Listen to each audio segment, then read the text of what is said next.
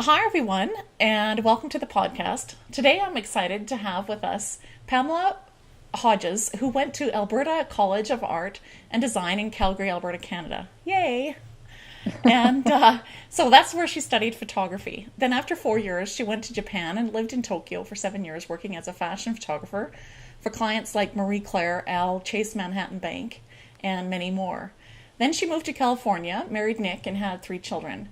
While she homeschooled, she also worked as a photographer and wrote stories and wove large pieces onto a loom and built fences and goat pens and had a bunch of fun drawing and painting. So she's very creative. And then Pamela also has fun with her cats and dog. And she has 2 blogs, one for herself at ipaintiwrite.com, and the other is written by her cat, which is fascinating, called thecathwhowrites.com. And she's also a regular contributor over at thewritepractice.com. So welcome, Pamela. It's so good to have you here. Thank you. It's fun to be here. Well, I've just been so, fascinated by just your creativity, a blog for your cat, and then you have a fun blog too. I've also loved your posts over at thewritepractice.com, and they've actually been very helpful in my own process as I'm writing, stories and stuff. So anyway, I want to Oh, say that's thank you for nice. that. Oh, thanks. Well, it's fun to talk to a fellow Canadian. Yes. And it's so funny because how we see ourselves isn't necessarily how someone else sees us. And when someone's being creative, I think often as a creative person, you may think, oh, what I'm doing isn't, valuable or seen, but it's interesting to see how other people perceive you. Yes. Yeah, I know, and that's true, right? Yeah.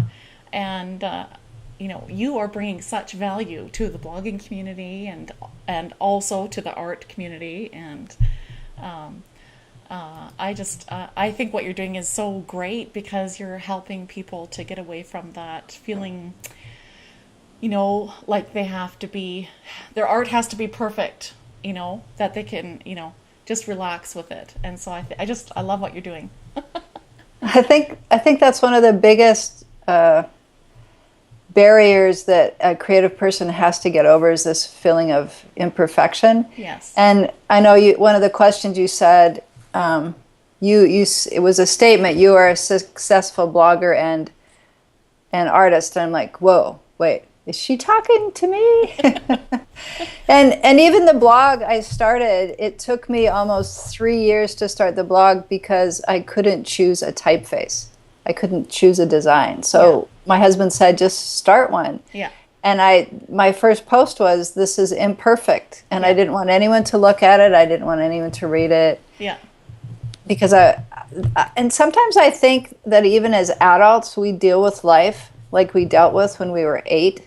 Yeah. And if you've ever had a teacher that wasn't encouraging or somebody said something, now I could just be speaking for myself. If I'm saying we and someone thinks, well, that doesn't apply to me, then, I could say I. But I think in general, from the amount of adults I talk to who I say, hey, would you like to draw? Or they'll go, oh, I can't draw. And I'm like, well, who told you you can't draw? Of course you can draw. Exactly. But if you compare what you do to someone else, Yeah. then you may think I can't draw. But you will say I can't draw like Betty or Fred, but you don't have to draw like Betty or Fred. No. So Yeah. That's really good.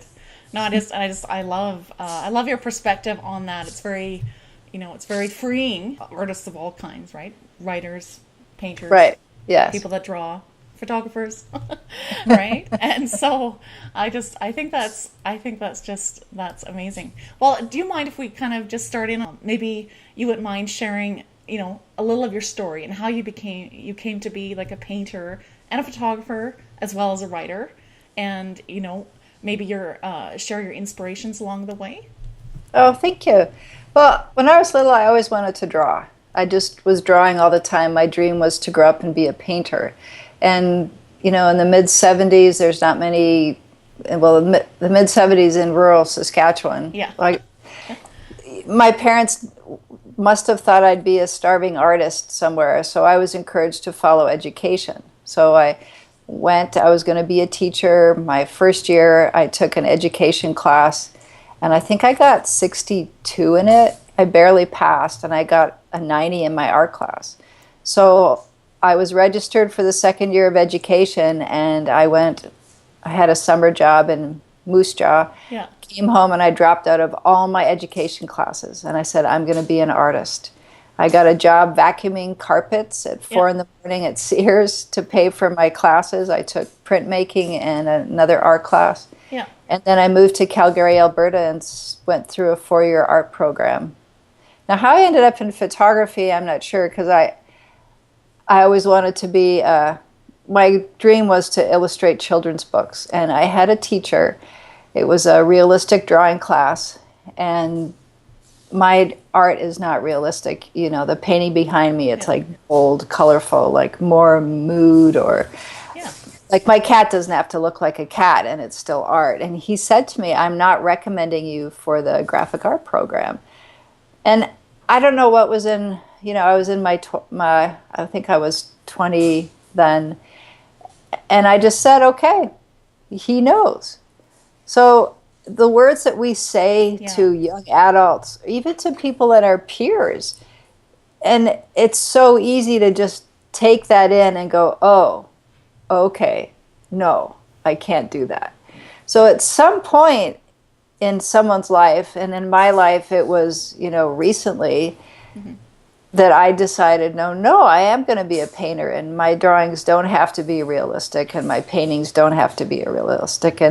And actually, Seth Godin, in some of his books that he writes about, you don't need permission anymore. Like, the world is different than it was when, in the 70s and the 80s, where, I'll never get a book published because I need an agent and I have to go through the big publishing houses. Now you can publish, you can self-publish. Yeah. And you can, every day, I wrote on my blog every day for a year, and I got so used to just writing every day and like, what do I think? And I'd find something that it was actually Seth Godin's idea.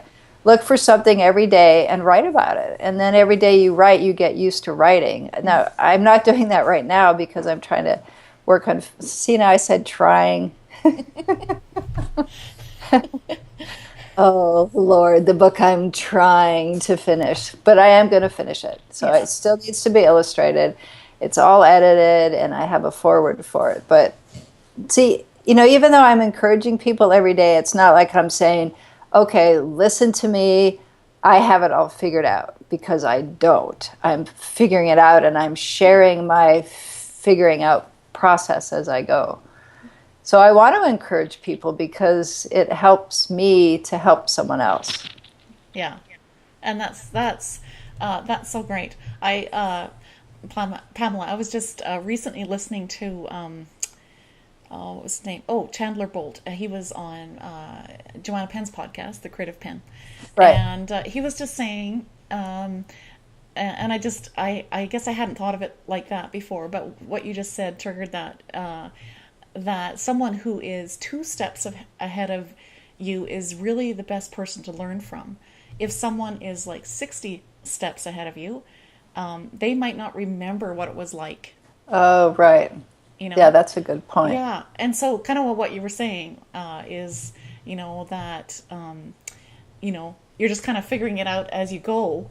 So you're kind of what, this is something that Jonathan Milligan has said too, is you're kind of like a leading learner. Would you say that? Oh, yeah, I like that, a leading learner. Yeah. And I have to give credit to Jeff Goins, because right after I started my blog, I was, writing infrequently, and a friend of my husband's pointed out goinswriter.com, and he said, hey, he had really good articles about writing and believing in yourself. And I remember when he first opened up Tribe Writers, and, it was, at that point, it was really expensive for us, the starting class. And I just said to my husband, I said, I need to take this.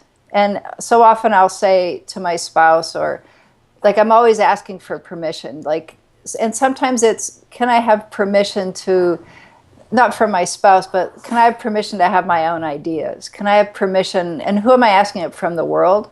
Like, world, give me permission to paint colorful cats.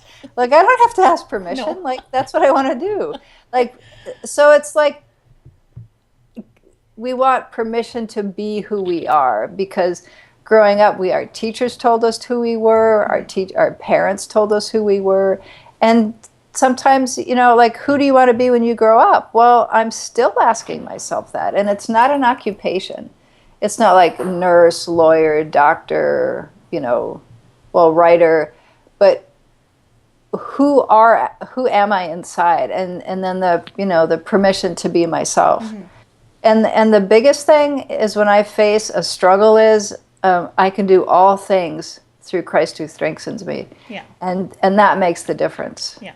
Like facing a crowd, talking in front of people. That makes a big difference. Oh, that's really good. That's really good, Pamela. Well, I was just thinking, to what you were kind of saying about some, that you feel like, and I know I feel the same way. I'm often thinking, oh, I think I need permission to do this from somewhere, somewhere, right? But, yeah. But like the Ten Commandments don't say thou shalt only paint realistically, no. or yeah. No, that's good. Yeah, so just to be able to have that freedom, right? And yeah. But well, one of the biggest things so my book I'm writing, and it is the Artist Manifesto. It's been done for 2 years, right? Yeah. And in the book I say, okay, now believe in yourself. You are an artist. I stand with you holding my crayon, and we're in this together. And then it's taken me a year to decide, should I illustrate the book? Shouldn't I illustrate the book? If I don't illustrate the book, because one of my teachers suggested don't illustrate it, right? So then you believe everything your teacher says, so I wasn't going to illustrate it. Yeah. So that people could put their own ideas in the book. But I wanted to illustrate it. And then that little voice inside says, oh, in the book you say, believe in yourself as an artist, but you're going to put your illustrations in there, and someone's going to say, oh, well, you can't draw. So isn't that just that is silly? So I'm working on the drawings. I'm taking a class this fall in InDesign. I'm going to format it myself, learn a new skill, and the book will be done. The book feels like it's the cork in the bottleneck, because I like to start projects because they're exciting and they're new. But then once I tell someone about it, then I've heard it described as letting the air out of the balloon. Well, you've already got the feeling of euphoria over, so let's go find a new project. Yeah. So as Seth Godin says, ship, finish it and ship it, and then you'll learn and start on something else. Yeah. So the book will be finished. Oh, awesome. And soon. I can't wait to read it and can't wait to see the illustrations. It's going to be wonderful. Thank you. Yeah. Well, they may look like you. I see. That's cute. I like that drawing. This is to remind me to look up, so I'm going to put it back. I love that. That's great. So such great thoughts there, Pamela. If you never write a story, you'll never have words to edit. And if you never start a painting, it'll never get finished. Yeah. Like the painting behind me probably has 10, 11 layers, because first it was the cat's face was completely black and the background was completely red. And then I just put layers and layers on top. And I don't paint with brushes, I paint with palette knives. Oh, so it's almost like layering a cake. Yeah. Really. And then they're very highly textured, and sort of you can see what's beneath with a layer on top, so some of the colors show through. Oh, I love the bright colors, Pamela. It's wonderful. Oh, thank you. They're supposed to be happy colors. Yeah. Most of the paintings are primary, like, red, yellow, blue. Yeah. Oh, very, very nice. Yeah. So people that are listening on the podcast, make sure you go check out the video too on YouTube Lorna Faith site. But you'll be able to see the background behind Pamela. It's just wonderful, green, yellow, and bright eyes. I love it. And I can even see the outline of the whiskers. It's quite nice. I love it that you feature your cats on your blog, and that your cat has his very own blog at thecathwhowrites.com. That's, just so unique. I love that. And I do remember when your cat, Pooh Hodges, died a few months ago. And I felt sad with you because I felt like I had gotten to know your cat personally. So, just because you would write the cat had his own blog and, Yes. and you would talk about your cat. So, would you talk about what inspired you to create a blog written by your cat? Well, I remembered, setting up my own blog and writing from myself, but I often think about like children's stories or from another perspective. Yeah. And some of the things I did on the cat's blog were kind of experiments. Like I tried a new theme or I tried a new header. And it's so fun. I actually sometimes, it was more fun helping Pooh write his own stories than it was to write my own stories, because it's a perspective from someone's eyes, like how Pooh saw the world. And I actually don't say that I wrote the cat's blog, that I actually was just, the cat would dictate and I would type it. Yeah. So, and I just got into the habit of saying that, so someone might really have to come up to me and say, Pamela, did the cat really write? Oh, yeah. Because, at the time my daughter was 11 and she would absolutely never let me say that I was writing. So I just, that was the cat's blog. And that's what Pooh thought. So he was the CEO of the company and he managed the staff. And it was really fun too, because when Pooh would write and people would comment, sometimes they would say, oh, this is so fun. You're right, Pamela, this is so funny what you're writing. And I'd be like, no, I'm not writing this. My cat's writing this. Oh, that is so neat. It reminds me of, Garfield, right? In right. a way. Yeah. And then when Pooh died, it was so traumatic. Like my youngest daughter came upstairs and she said, Pooh's dead. And because Pooh and he would always sit with me when I wrote. Oh, I'm gonna cry. Oh.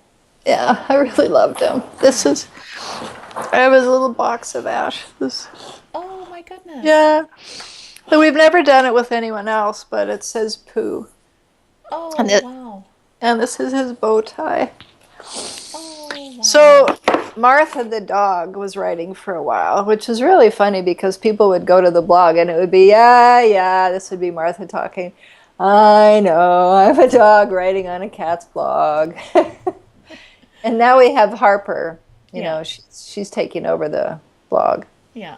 She's not writing as often, probably just once a week, because I find because I love writing every day, but if I write every day, then, because I still have children at home and we homeschool and, I'm sewing costumes and I really want to get my book finished, that I find it's better to focus. Yeah. Because my blog before was a slice of life. I'd write about everything. I'd write about when I burnt the peas. I'd write about, and I'm always burning my peas. I eat peas and sardines for breakfast, and at least once a week I burn the pan because I come in here and I start writing.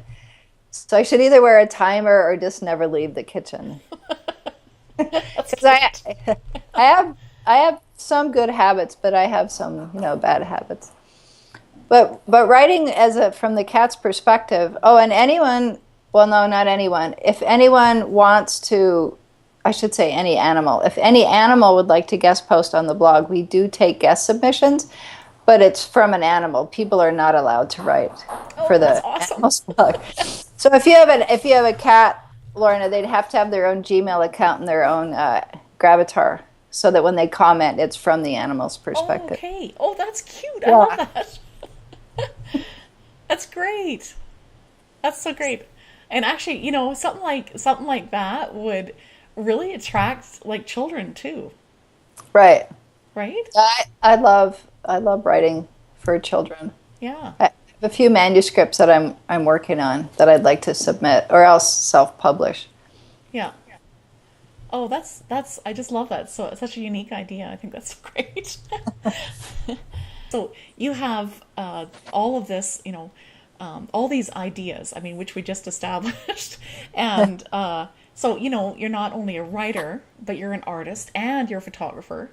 With all of this combined, I don't know. I guess I'm curious.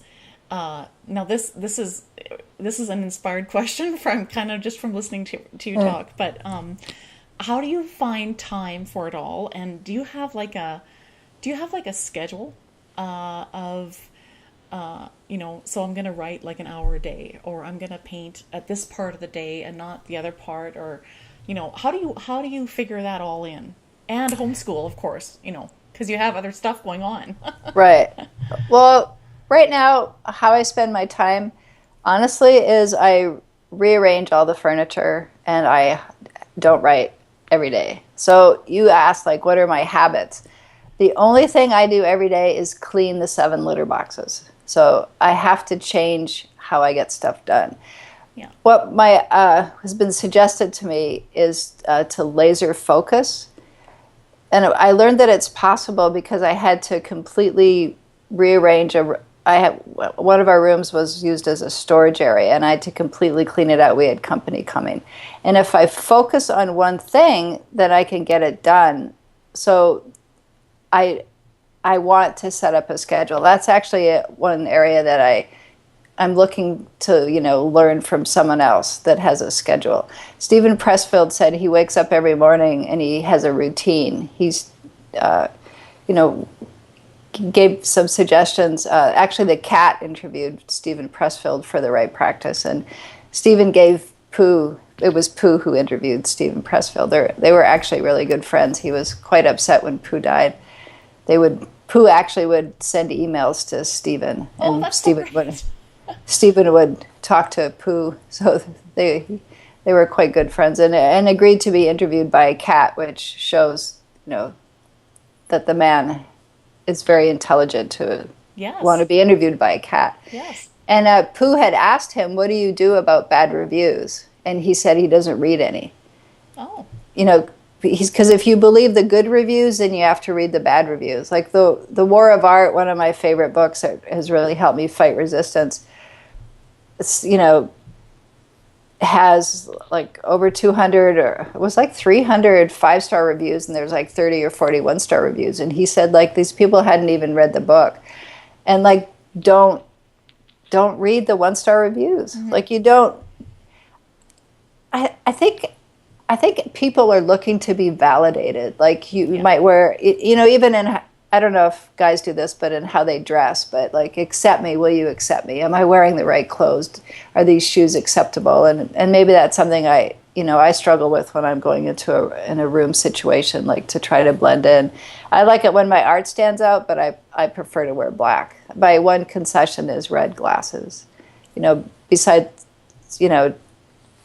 okay, now this is where I have to think for a minute.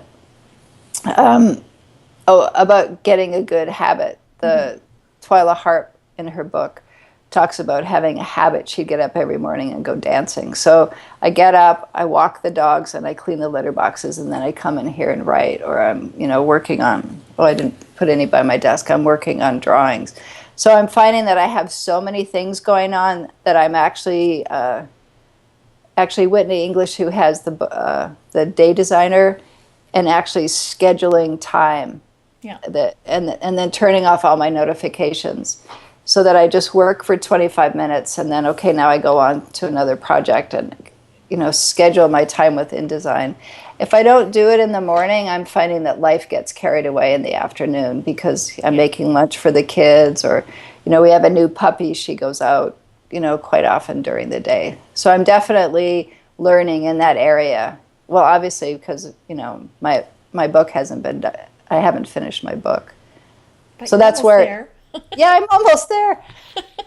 Yeah, isn't that funny? Okay, like sometimes I forget what I've done. Like, so I look around, and I only see what I haven't done yet, and I forget what I have done. So and not that I'm intentionally wanting to be negative, but there's always that little pin in your like feeling like you're poking yourself. Come on.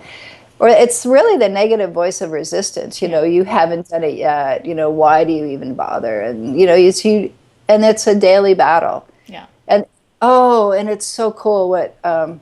Pressfield said, that your dream, the resistance you fight is as big as your dream. So if you have very little resistance in your life right now, it's because you're not dreaming big enough. Yeah. Oh, that's good.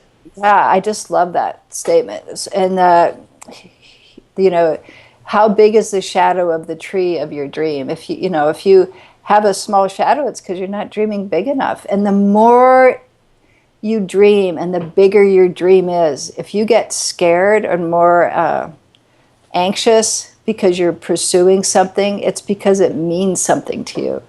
Yeah. Like, I draw little cartoons and they're fun, and I'm selling prints on Shopify, of my little drawings. You can buy prints of them, but that doesn't get me anxious, because it doesn't matter if people like it or not. It's fun and I have fun with it. But when I think about putting my book out there, then I'm fighting the dragon is huge. Yeah. And I don't ever want to live my life without having a dragon to fight. Like, I could watch TV. I don't really like watching TV. I mean, it's so easy to get complacent and just, you go to the grocery store, you come home, you mow the lawn. But what really, where it really gets you excited, and just try. And it's not like you got to get it in a gallery or whatever, but just start. Yeah.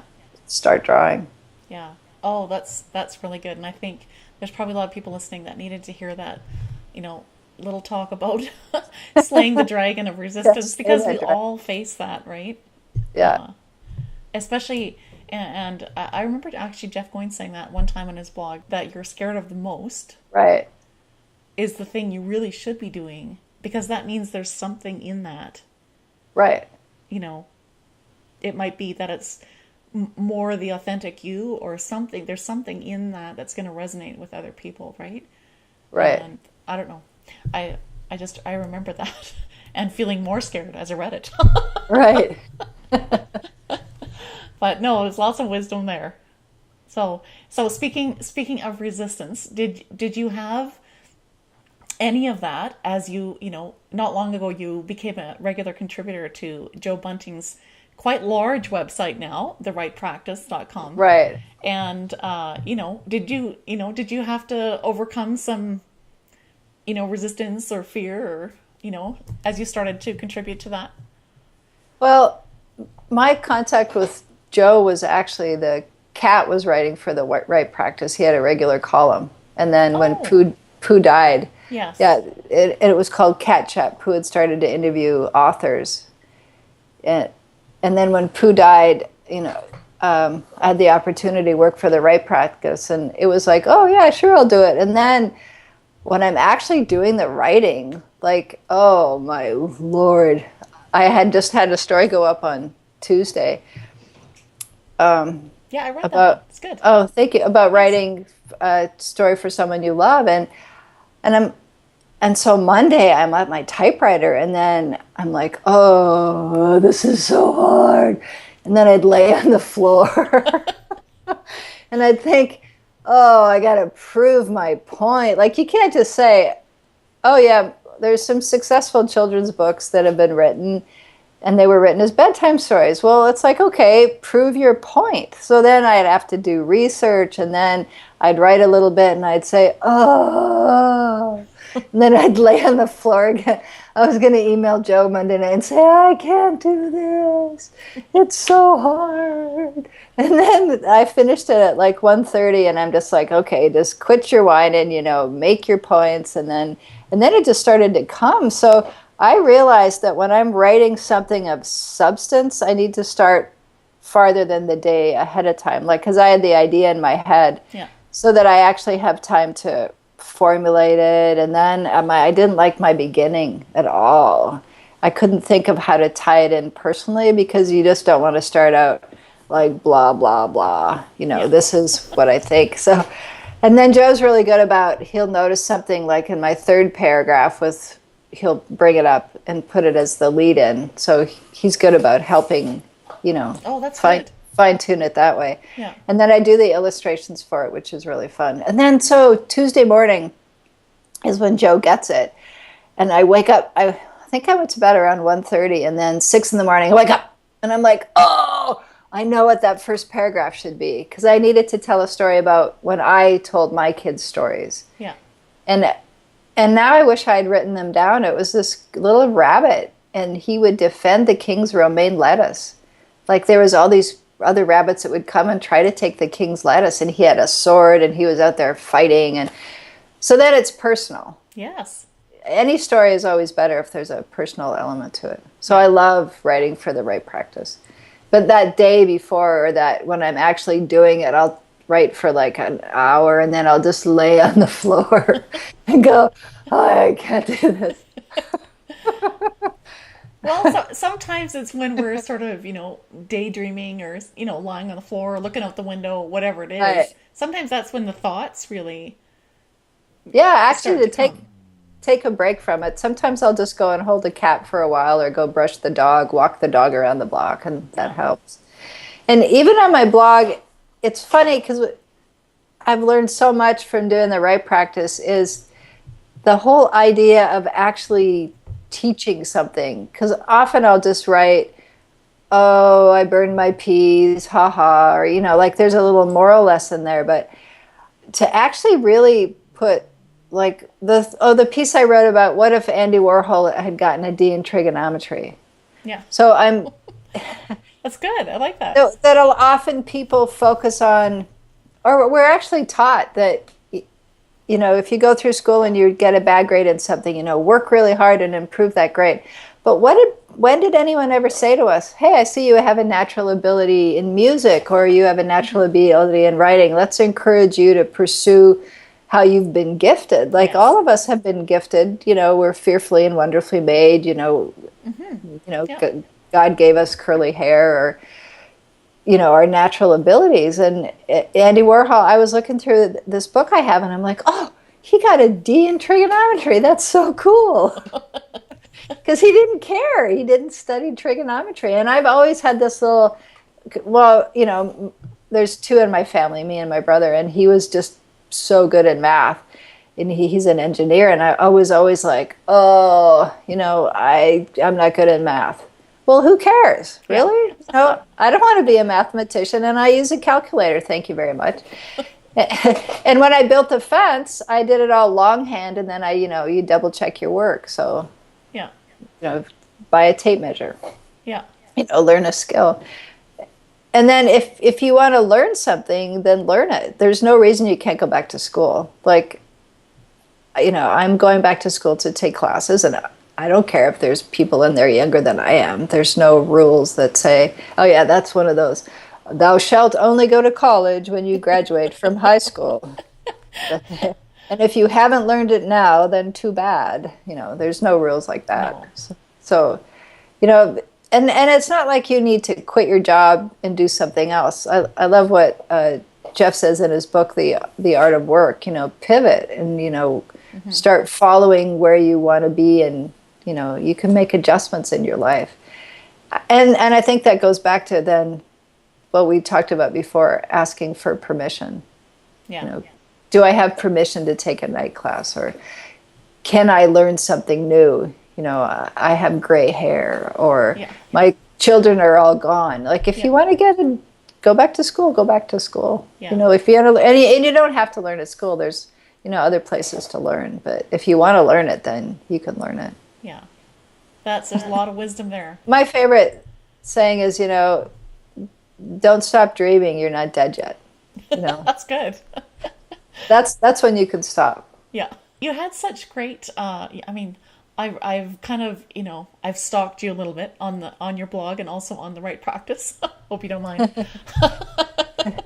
No, I would say you followed me. Stalking, I looked that up. It's actually like with malicious intent. Oh, really? So, okay. Yeah, so, because my daughter kept saying, yeah. Follow is better. Okay. Yeah. No malicious intent here. I'm sorry, I was giving you a hard time. But I really liked your just your thoughts on, like, you had just a couple of posts that really, I don't know, they really spoke to me about how to tell better stories. Like, one of them was use the rule of three in children's books, and the other one was where you talk. It was, I think it was your blog post, how to write a story 101, where you talk about the importance of conflict Yes. when you're telling a story. So would you just talk a little bit about that? Why does that make a story better? Or how does it Well, make a story better, maybe? okay. For example, okay, let's tell a story. Okay. He walked to the store and bought broccoli. Yeah. Right. Okay, that's my story. Like, are you excited? Does it relate to your life? No, not so far. So, in our life, there's somebody who wants something, and there's somebody who doesn't want them to have it. And I like to just say, like, the main character, but really it's the protagonist. They're fighting for something, which is pro, and the antagonist is against it. And then I always thought that was a good guy and a bad guy, right? Like, the Yeah. good guy's fighting for good and the bad guy's fighting against him. But if you have two bad guys, right, and they both want to rob a bank, so then your protagonist could actually be a bad guy. Yeah. So you're at your fight, you're struggling for something, and then they go through this. The story that has the better resolution is the one that had the bigger battle to fight. Like, if you're only having to fight through a little water puddle, when they walk through the water puddle, it's like, oh, what's so big deal? Because the bigger the battle, which actually relates to a children's book, is that there's a character, and maybe he just wants to get cookies out of the fridge, from the kitchen, and he has to try all these ways, and eventually he will either get the cookie or not get the cookie, or get to stay up late or not get to stay up late. So the more attempts that the child has to try to get the cookie, you're rooting for the character, like, oh yeah, or sailing your boat across the sea, and there's all the battles and the storms, and you're fighting sea monsters and birds flying out of the sky. And then when they finally get through this battle, you're like, yes, they got through this battle, they made it safely to the other side. And then we become part of the story where we have also come to the other side. I think stories with a conflict helps us see that it's a model for us. Yes, I have struggles in my life. There's things in my life that are hard right now. Mm-hmm. Well, in my life there are, but in general, when someone's reading a book, then they identify with the character and then the resolution, and I think it gives people hope that they can overcome their own conflict. Yes. And in some fiction too, I think it's a way to escape out of your own world. Some people do it by watching television. You're in another time or space. And so if there's no conflict in a story, personally, I think don't even bother writing the story. It's like la-di-da. Yeah. It's... Well, it's not... well, because, it totally makes sense to me, because, even, whether it's kids' books or, like, fiction books or whatever, but we draw that from real life, so that it won't be relatable to us as humans when we read it, unless it has a little bit of resistance, because that's what makes it. We're rooting for the character because we feel like in this story we have almost become that character that's Yes. winning through the struggle, right? And didn't you just publish a book, Lorna? Well, it's actually in the editing part right now. It's called Write and Publish Your First Book. But I do have my first fiction book is already published, and after I have this online class done, then I will be editing book number 2. It's actually finished. I just need to edit it. Yeah. And then the title of your book, it's like Becoming. What's your first fiction novel? Oh, yeah, Answering Anavita. Yeah. Oh, yeah. Okay. See, here I am. With the name Anavita, that's what I couldn't remember. Yeah. Yeah. So I totally get the whole, conflict and having to but that's what draws me in as a reader, right? Right. And so did your main character, Was her name Anna Vita? Is that her? Yes. Yeah. And she had a conflict. Was she trying to overcome conflict? Yes. Well, her parents died in a fire, and she had to go live with people that her father said were their enemy, and so she went and lived there because she had gotten to know a friend there, and but then then she had to escape to set in Russia, so she escaped to Saint Petersburg, and then well, I won't spoil the ending, but Oh yeah. there's just a bunch of eventually the members of the Black Hand get involved, and now they're trying to run from them too. Anyway, so the Black Hand were seen like as if they were terrorists, Right. back, because it was actually one member of the Black Hand that in the end he was the guy that killed Archduke Ferdinand, and that's what started World War One. Oh wow. Anyway, so So it's set historically. yeah. So I just had to mention your book. Oh, well, thanks. Yeah. So yeah, but that's so I just love talking about how to write a better story, right? And and it just totally relates to real life, and Yes. yeah. So there was just a few more questions, if you don't mind, that I wanted to No, I don't mind. just touch base Ask on. away. Yeah. Okay. You have just kind of decided to jump in and to not ask for permission, but just to do it, right?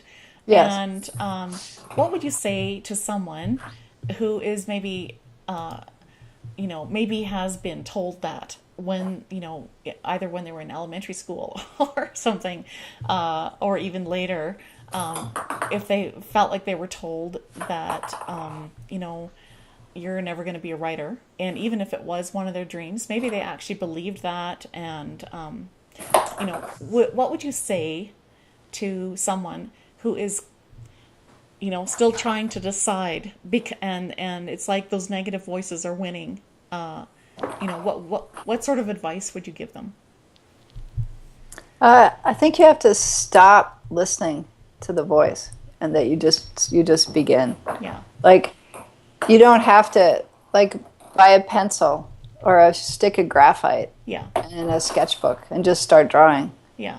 I'm actually going to be having kind of switching this talk about I'll be talking more about art and talking about how to draw and not even how to draw, but how to see the world. Yeah.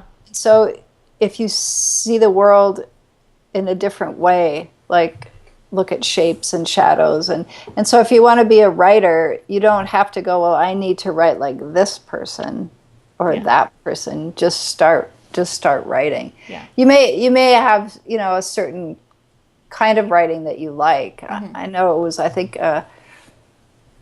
if you like a certain style of writing, you could just take a paragraph and to kind of pick up the person's tone too. But just believe in yourself. Yeah. Just start doing it, really. The only way to write is to write. For years I wanted to be a writer, so I would go to the bookstore and I would buy books on writing, and I'd read them, and then for that day I'd think, oh, I'm a writer. Look at me, I bought a book on writing, and then I would, my bookshelf was full. Yeah. But the tribe writer class was really what Yes. made the difference, and the sense of community. Like, I would have never met you, if it wasn't through tribe writers. I know. Isn't that awesome? Yeah, yeah, and that the community makes a really big difference. And then investing in yourself, to take classes, or investing in yourself, and paying to take the tribe writer course. He's upgraded it to 2.0, and there's more resources. There's lots of audio to listen to, different people he's interviewed, and just start doing it. There's not really any excuse anymore. Yeah. Oh, I know what? It's 100%. I read this blog recently by Mark Ensign, and he said 100%. Like, what if you made your choices 100%? Yeah. Like, how much are you contributing towards your life right now? Like, I'd say 30%, I might still be thinking, oh, I can't do this because of something that happened to me in my past, or what have I really given to this relationship? So I thought, okay, I'm going to go back to school. Yeah. I'm going to go back to school this fall. I'm going to work as hard as I can on this book. I'm going to give it 100% and not, well, how much percentage did I give on scrolling through Facebook to see what everyone else was doing? So I feel like I have this sense of community, right? You know, I feel connected. Yeah. But sitting down and actually doing the work was hard, just to sit down and do the work. Yeah. You know, and Pressfield's book, Do the Work, is actually like a little manual of how to approach it. Like the War of Art talks about the battle we face with resistance. Yes. But if you're thinking, oh, how am I going to do this? Go buy the book, do the work, read it, and then do what he says. Like, you want to write a story, you just get the rough draft out. You just finish writing it. You don't do a little bit each day and then go do another project, which is what I've been doing. So I should listen to my own advice, right? Yeah, listen to Hodges, but she's not doing it herself. So, because like, before Pooh died, we had finished his memoir. You know, he told me all the stories, and he's been talking about it on his blog forever. You know, read my memoir. Yeah. Can you imagine what it would be like? You grow up, and you don't know your father. You have this tragic life. Your mother says to you, "Son, I want you to have a mouse hunting business, but really, what you want is to be a writer." So you have your mouse hunting business, you go to college and you study mouse hunting, but really your dream is to be a writer. So you are in this shelter, you choose this family, you know she homeschools, she can teach you how to read. So Pooh learned how to read by me teaching my children how to read. Yeah. So he could read books. And he just always wanted to be a writer. And then he never listened to, you know, he was listening to his mother. And then one day he was lost for 4 months. We lost Pooh. Oh. Pooh was lost. Oh. We thought we'd never see him again. And then the neighbor saw a cat with a bent ear, because Pooh had a bent ear, in the backyard. And so he came back and he said, you know, this is enough. I'm taking tribe writers with you, you know, because all I talked about was Jeff Goins this, Jeff Goins that. So Pooh took the course with me and said, I want to blog.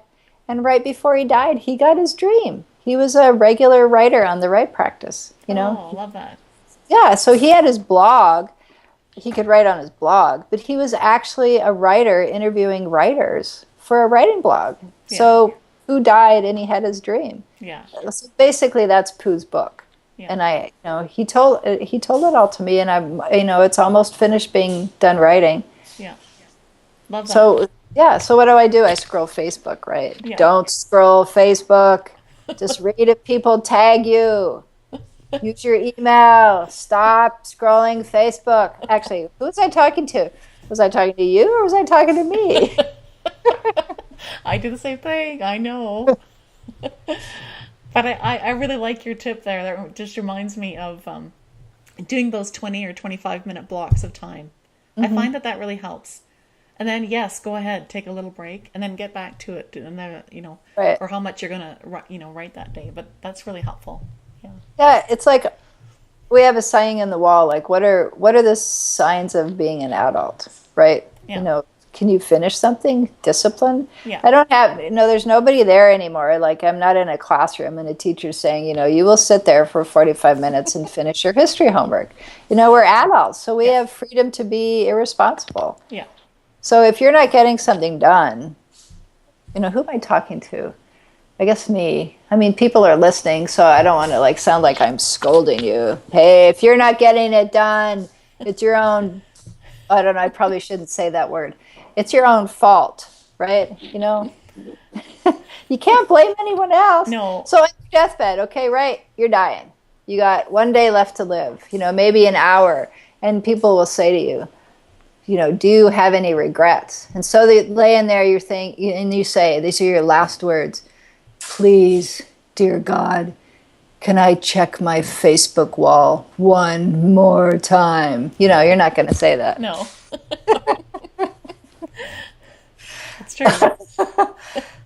Yeah, may that never be my regret. No. If anything, may it be that I never sat with my kids enough and read them books. And I don't want to have any regrets. Yeah. I don't want to say, I wish I had finished that book. Why didn't I ever illustrate it? Okay, so here I am living in Tokyo, right? I'm a Yeah. commercial photographer. I work for the only magazine at the time, the Tokyo Journal. And this guy comes, he's in charge of a publishing company. He's a printer in New York City. I meet him, I'm photographing all these Japanese women, and he goes, hey, finish your project and send it to me.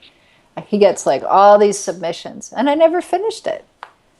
So there's all these if only, if only. Well, I can't go back, Yeah. but I don't want this part of my life to be 10 years from now, if only. Yeah. Like, may we never ever have in our life that feeling of regret, if only I had done that, or if only I had said hello to that person or introduced myself. Yeah.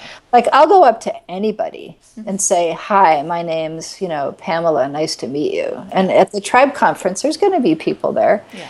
And I'll go up and talk to them because we're all equal. I don't think just because, you've published 84 million books or you have $84 million in the bank that you're any more or less greater than anyone else. We're just all people, working on our plans, like be kind, be polite and say please. Yeah. And then you'll be fine. Yeah. So. Oh, that's really good, Pamela. I love that. That's really great. Well, Pamela, this has been so good just to kind of, get your perspective on, writing and, art and photography. And I think it's a big help for people that are listening to, how to get started and overcome resistance in their own, as they keep growing in their own art. So this has been really good. Actually, my last question is, so what are some, upcoming projects or books, which you might have talked about, that are coming up, and then where can people find you and your work online? I paintIwrite.com and thecatwhowrites.com. And there's links to my my account where you can, get my drawings. And then I have a dream, and there was a guy, construction worker out in the neighborhood, and I said something to him. I went outside and I was covered in paint. I had been working on my canvases, and I said, I'm an artist, I paint. And he goes, well, let me know when you're going to be in the gallery. And I said, I'll let you know. I'll send you an email if I get in a gallery. And I said, no, wait. It's not if, it's when. So we have that. Yeah, you have to change your vocabulary and just believe in yourself. It's like when. Yeah. When will you finish it? Not if. Yeah. And that's totally up to the person doing the creating. Yeah. Like, totally up to the person. And one thing I'd really like to encourage people, and this was actually a lesson in typewriters, was to write something hard. Write something that has some meaning. And that actually really helped me in my writing, was to write about experiences as a child. I had been molested when I was 8, and I wrote about that publicly. Yeah. And it was almost like giving myself permission to no longer feel like it was my fault or I was at blame. Yeah. And I think sometimes people struggle with their self-identities based on something that happened to them in their past, whether it was a poor choice they made or that something somebody did to them. Yeah. But at some point you just have to say, I'm responsible for my life now. And no matter what happened to me in the past, it's no indication of what I'm capable of doing today or what I'm capable of doing tomorrow. And there's like, so many quotes of, you can only control today, yesterday was yesterday. And that's all true. No matter how much I regret the poor choices I made, or I regret things that happened to me, I am not going to give my past control over who I am today. Mm-hmm. And so as who I am today is I can decide, whether I'm sad or whether I'm happy, just to take responsibility and just have fun. Like life is fun. And in December, my toys will come alive again. For the whole month of December on my blog, every day you get to come and see what my toys have done. Oh, that's awesome. It's called Toycember, toycember.com. Oh, wonderful. I started a separate blog, but it's just going to be on my blog. Yeah. and people can subscribe and see, and maybe your own toys will come alive too. Yes. So life's fun. Like carry a puppet in your purse because you never know when the kid's going to be in the, behind you in the shopping aisle. Like everyone should have a puppet in their purse, right? And I love that. That's always so great. carry a crayon and a sketchbook. You might want to write something down. Yeah. Yeah. Oh, Well, that's wonderful. thank you for interviewing me. It was really nice to get a chance to talk to you. Oh, Pamela, this has been wonderful. I love your fun perspective on life. It's been good. Thanks so much. You're welcome.